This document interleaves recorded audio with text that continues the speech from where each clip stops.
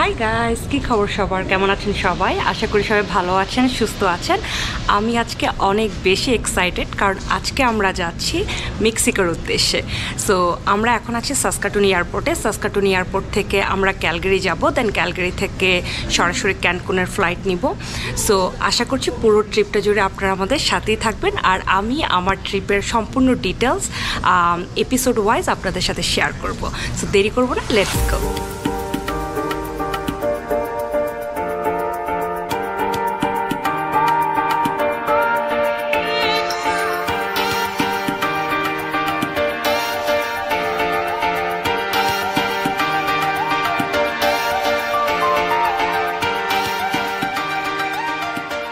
আমরা পৌঁছে গেছি ক্যালগারিতে, আর এখন ওয়েট করছি হচ্ছে ক্যানকুনের ফ্লাইটের জন্য। আমাদের আসতে প্রায় 1 ঘন্টার মধ্যে আমরা সাসকাটুন থেকে ক্যালগারিতে পৌঁছে গিয়েছি।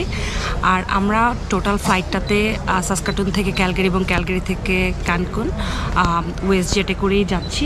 আর আমাদের ফ্লাইটের টিকিটের প্রাইস পড়েছে 600 ক্যাট করে। আর একটা কথা বলে রাখি, আমরা কোনো রকম কোনো প্যাকেজ ট্রিপ বা কোনো কিছু দিচ্ছি না, সম্পূর্ণ আমরা আমাদের নিজেদের মতো করেই ঘুরবো। সো আপনাদের যদি কারোর ইন ফিউচার ক্যানকুন এরকম পার্সোনালি ঘোরার কোনো প্ল্যান থাকে, অবশ্যই আমার ব্লগটা কন্টিনিউ করতে পারেন। আমি প্লেনে উঠে বসলাম, আমার সিটটা পড়েছে ইমরানের ঠিক আগের রোতে। সো আমি লাকিলি উইন্ডো সিট পেয়েছি, আর ইমরানের সিটটা হচ্ছে আয়েল সিটে। তো যাই হোক, আমরা দুইজন দুই দিকে আমাদের সিট পড়েছে, কিছু করার নাই। 5.5 ঘন্টা এরকমভাবেই যেতে হবে। আর কথা বাড়াবো না, চলুন ক্যানকুনের উদ্দেশ্যে রওনা করি।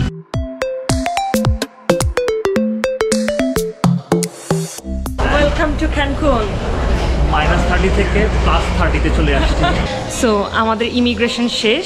জাস্ট ইমিগ্রেশনে শুধু জিজ্ঞেস করে যে কয়দিন স্টে করবে, তখন জাস্ট রিটার্ন ফ্লাইটের ডেটটা বলে দিলেই হয়, বা অ্যারাউন্ড একটা ডেট বলে দিলেই হয়। আর একটা টিপস দিয়ে রাখি, যারা পিআর কার্ড বা সিটিজেন, তাদের কোনো ইস্যুই নাই, একদম এক চান্সে আপনারা হচ্ছে ইমিগ্রেশন ক্রস করতে পারবেন। ইমিগ্রেশন নিয়ে কোনো চিন্তা করার কিছু নাই। আমি আপনাদের সাথে একটা ছোট টিপস শেয়ার করি, সেটা হচ্ছে যে আপনারা চাইলে বাসা থেকেই ই সিম কিনে রাখতে পারেন। এখানে আস্তে আস্তেই সেটা অ্যাক্টিভ হয়ে যায়, এবং আমরা মেক্সিকো পৌঁছাতেই সেটা অ্যাক্টিভ করে ফেলি। আর এখানে হচ্ছে কিছু ট্রান্সপোর্টের স্টোর আছে, আমি হাইলি রিকমেন্ড করব যে এইসব স্টোর থেকে আপনারা ট্রান্সপোর্ট না নেওয়াটাই ভালো।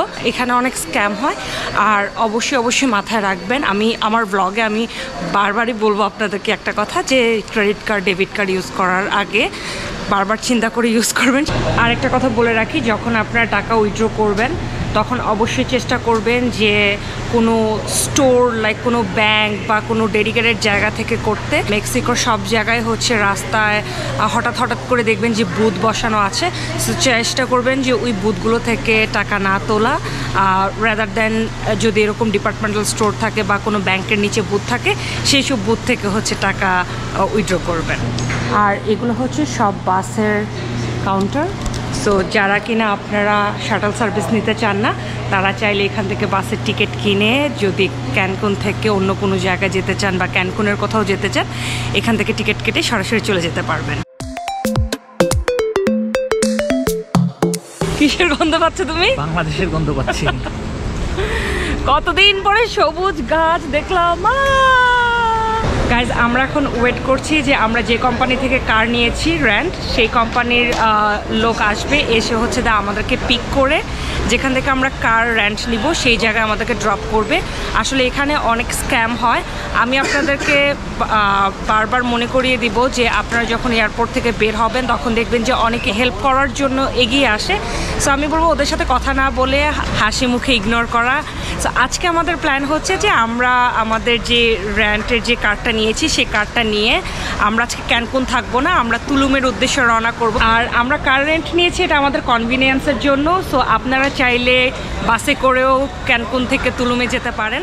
আমাদের কার রেন্টাল কোম্পানির শাটল চলে আসছে, আর আজকে আমাদের প্ল্যান হচ্ছে তুলুম যাওয়ার পথে মাঝে দুটো ছোট শহর পড়বে, ওই শহরগুলো আমরা ঘুরে দেখব। আমরা চলে আসছি অ্যাভান্টের অফিসে। ওরা এখন আমাদেরকে গাড়িটা হ্যান্ড ওভার করে দিচ্ছে। আর হ্যান্ড ওভারের সময় অবশ্যই মনে রাখবেন, যদি কোনো অবজারভেশন থাকে মার্ক করে নেবেন, এবং গাড়ির চারপাশের ভিডিও অথবা ছবি তুলে রাখবেন। মনে রাখবেন ইন্স্যুরেন্স সব কিছুই কভার করবে এক্সেপ্ট টায়ার ছাড়া।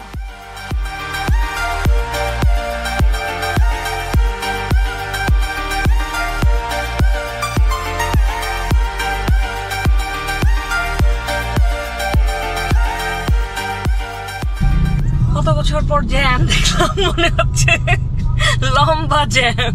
একটা জিনিস দেখলাম যে রাস্তার পাশে পাশে হচ্ছে ছোট ছোট স্টল দিয়ে হচ্ছে খাবার বিক্রি করতেছে। সো এই জিনিসটা আমি অনেকদিন পরে দেখলাম। আমার এরকম রাস্তার পাশে খাবার খুব মজা লাগে। আমি জানি আমার ভিডিও যদি আমার ফ্যামিলির কেউ দেখে অবশ্যই রিলেট করতে পারবে যে আমি এরকম খাওয়া খেয়ে কতবার যে অসুস্থ হয়েছি। আমি কানাডাতে যখন প্রথম কানাডার ফ্লাইট তার 2 দিন না 3 দিন আগে যেন আমি এরকম হসপিটালাইজড হয়ে গেছিলাম। ড্রাইভিং এক্সপেরিয়েন্স বলো এখন মানে ঢাকার মতো নেই। ইমার্জেন্সি দিলে তোমার সাইড দিবে, আদারওয়াইজ তোমার সাইড দিবে না। ইন্ডিকেটর দিলে ইমরান অনেক কষ্টে অনেকক্ষণ আগে থেকে ইন্ডিকেটর দিয়ে হচ্ছে ডান থেকে বামে থেকে ডানে যাওয়ার চেষ্টা করতেছিল, কেউ সুযোগ দেয় না। পরে আমি যখন ইমার্জেন্সি দিলাম তখন দেখি যে জায়গা দিয়ে দিছে। সো এটা আরো একটা টিপস। ওকে, এখন আসি, যদি বলেন আপু ড্রাইভিং করার সময় কি কি চ্যালেঞ্জ থাকে, রোড কন্ডিশন কেমন। বাংলাদেশের সাথে যদি মিলাই, রোড কন্ডিশন বাংলাদেশ থেকে বেটার।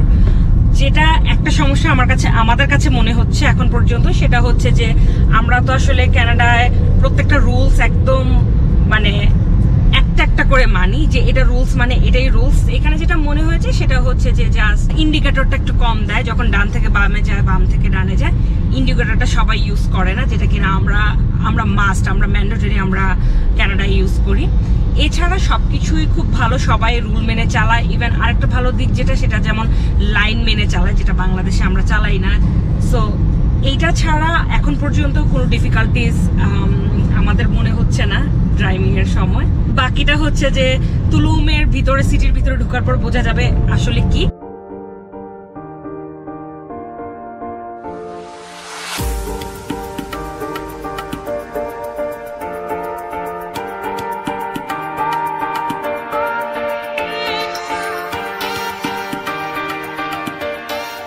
এই জায়গাটাই হচ্ছে পুরো সিটির মেইন জায়গা। সো ওইদিকে হচ্ছে সাগর, আমরা এখন সাগরের দিকে যাচ্ছি। Let's go.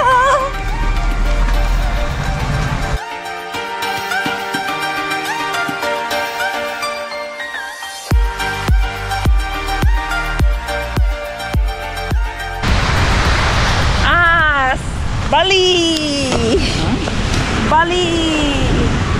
এটাই হচ্ছে পুয়ের্তো মোরেলাসের সি বিচ। এই হচ্ছে সি বিচ। আর এখানে বিখ্যাত হচ্ছে লাইট হাউসটা, পিছনে হচ্ছে যে লাইট হাউস। এই জায়গাটাই আসলে ফেমাস। পুয়ের্তো মোরেলাস বেসিক্যালি ক্যানকুন আর তুলুম যাওয়ার পথে ছোট একটা সিটি, খুবই ট্যুরিস্ট ভাইব এই সিটিটার মধ্যে। আমার কাছে যে সিটির যে মেইন চত্বরটা, সেই জায়গাটা খুব ভালো লেগেছে।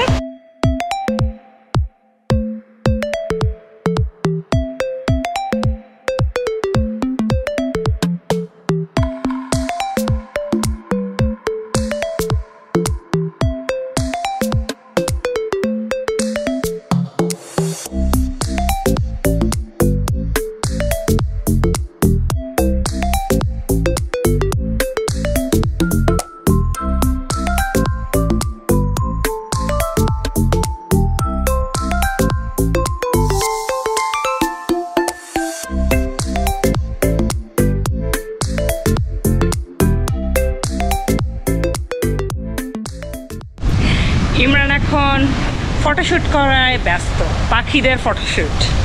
ওই যে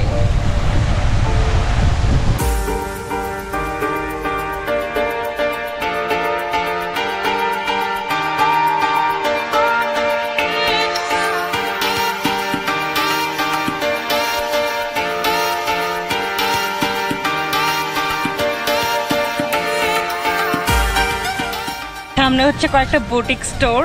এখন একটু চেক করবো কি কি পাওয়া যায় দোকানগুলোতে।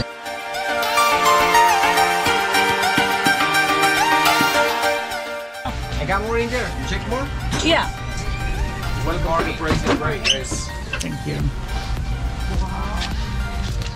Straight there, straight on the wall, man. Thank you. Tres. No, yo por eso las escalas, güey, son las que las sacateo. Puerto Morelos. Demasiado, güey.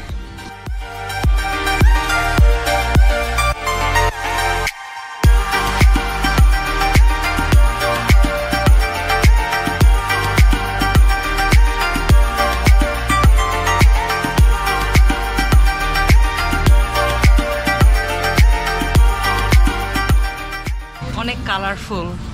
এখন খাবো, খিদা লাগছে, অনেক খিদা লাগছে আমার।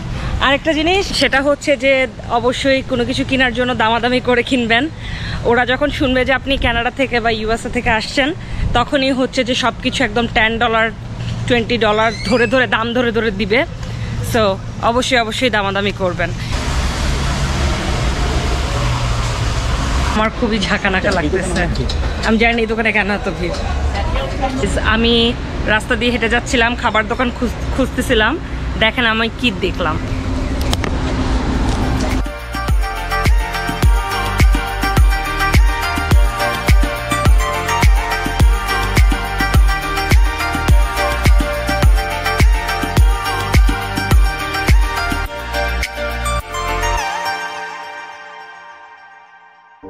days হচ্ছে শুধু আমরা খাবো আর খাবো। Wow, Taquitos, beef. beef tacos.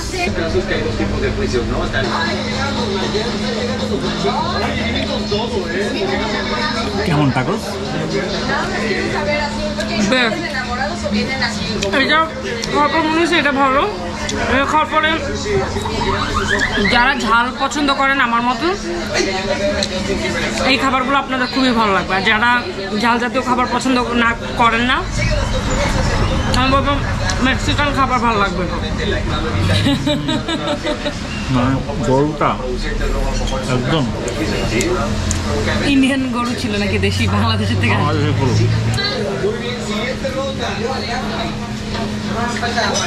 কেমন লাগছে তোমার মেক্সিকান খাবার? বেশ, এরকম জানলে আমি আরো কয়েকদিন মানে বেশি দিনের জন্য আসতাম। আমি আমার ল্যাপটপটা নিয়ে আসতাম, আমি এখানে থাকতাম, অফিস করতাম। আমার যেহেতু ওয়ার্ক ফ্রম হোম, আমার কোনো সমস্যা নাই। আমি মোটামুটি হাফ মেক্সিকান হয়ে কানাডায় ফেরত যেতাম। আস্তা লা ভিস্তা।